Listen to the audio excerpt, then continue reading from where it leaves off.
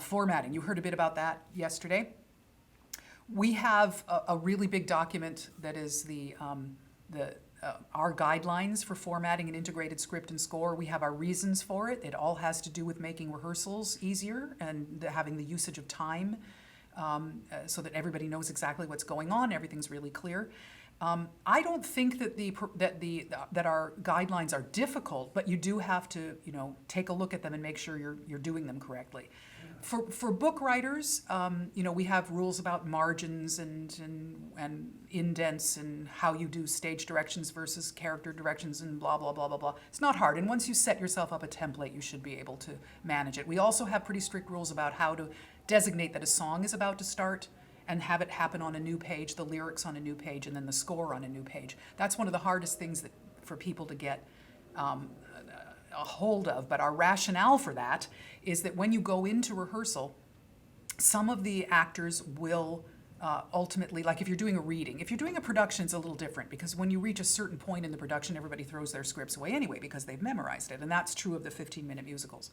But in rehearsals initially and in workshops and readings, which is where most musicals start out and live for a while, is in workshops and readings, people are going to have their scripts in their hands. And so some actors are going to they learn music really quickly, but they're going to want the lyrics in front of them, but they don't want to be flipping pages for the music. They don't want, because you have to keep turning pages, whereas you can put your whole lyric on one page. I'm that kind of actor. I want to see my lyric on the page. I'll take my music out by the time we get to the reading, but I want my lyrics on the page. Other actors can't, they really need to have that music there, so they'll take the lyrics out and just look at the music. Now, the only way that you can take either the lyrics or the music out without losing something is to make sure there's nothing on the other side of the page when you're printing a double-sided document. If I pull my lyrics out and I'm missing the last page of book or the first page of score, then the whole thing is defeated. So that's why you always have to turn a page and then leave a blank page so that the lyrics, and so all that will become clear as we go along. The reason I'm bringing it up now is because I will be asking you as we progress from assignment to assignment, I will be asking you to start to implement this. And the idea is you have many months to practice, get it right, get it organized, so by the time you get to the 15-minute musicals, you should be able to have it mastered, and then you don't have to worry about it anymore. But really take that seriously between now and then so you aren't waiting until right before the 15-minute musicals to figure it out. Book writers, not too tough for you guys. Lyricists, you totally get to ride this. You so luck out because basically you send your lyrics to the composer and to the book writer, and the book writer has to format them and put them in the book, and the composer has to get them into the score. You don't have to have anything to do with that, basically. Now, there are some lyricists who are really tech savvy who will help, and they'll say, no, I'll do it, that'll be fine, I'll take care of it. That would be lovely. But often lyricists can get away without doing anything at all. Composers, man, you got a lot on your plate because already you're notating the music, and then we have rules about how to designate who's singing, and we don't want you to write multiple characters on one line because when people are reading, it's better if which means you're going to use more paper. We don't let you use repeats. If the second verse, no, we don't go back because that means people have to flip their pages backwards. Can't put men and women on the same staff because that doesn't work in singers' brains. They don't know what octave am I in? I don't understand. So there are a lot of things like that that make it easier and for the people who are working on it, but not so easy necessarily for the composer. Chord symbols, for instance, and this is, I don't think I'm doing it as a handout right now, but later I will. There's a handout from, I believe his name is Stephen Lutvak, who wrote the score for Gentleman's Guide to Love and Murder.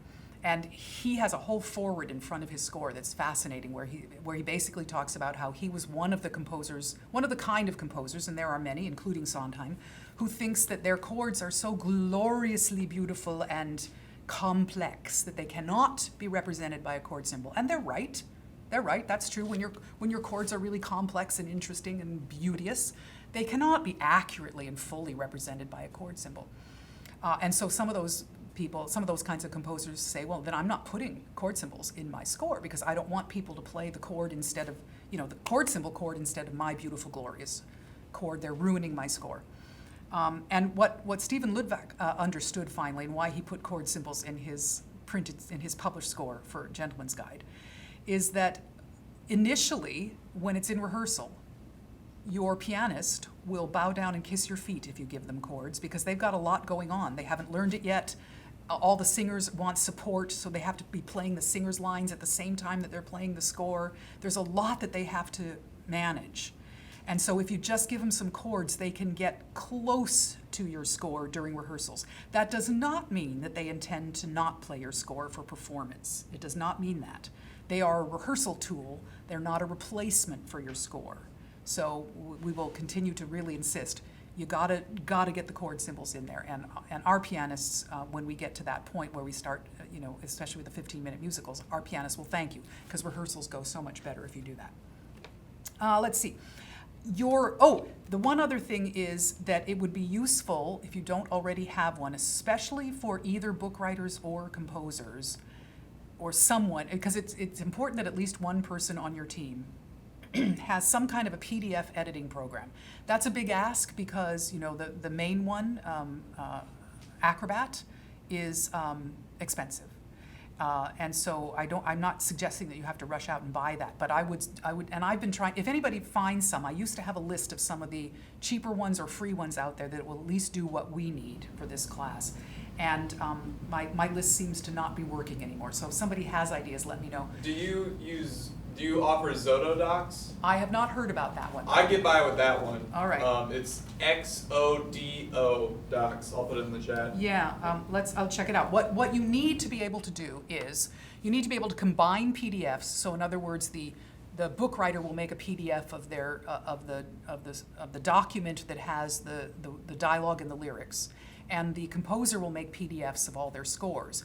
That part of it shouldn't be hard for anybody to create the PDFs, but somebody has to be able to combine those PDFs so that the scores pages can be inserted in between where they belong after each lyric. We don't just hurl the score at the end. So you need to be able to combine PDFs, and you need to be able to create a running page number that will once you've combined everything, will allow you to have a running page number throughout the whole script and score, because the score will have its own page numbers and the book and lyrics will have their own page numbers, because they often do wind up in the world separately, right? And so they do need their own page numbers. But when you're in rehearsal and somebody says turn to page 6, you don't want everyone going page 6 of the score or page 6 of the book, so we use a running page number, and that's what we refer to. So those are the things you need a PDF editor to be able to do. That's it. Combine PDFs. I don't know. So, but please, experiment, folks, and let me know. I'm more than happy to make a list and make sure everybody knows what's available. I happen to have Acrobat, so, okay.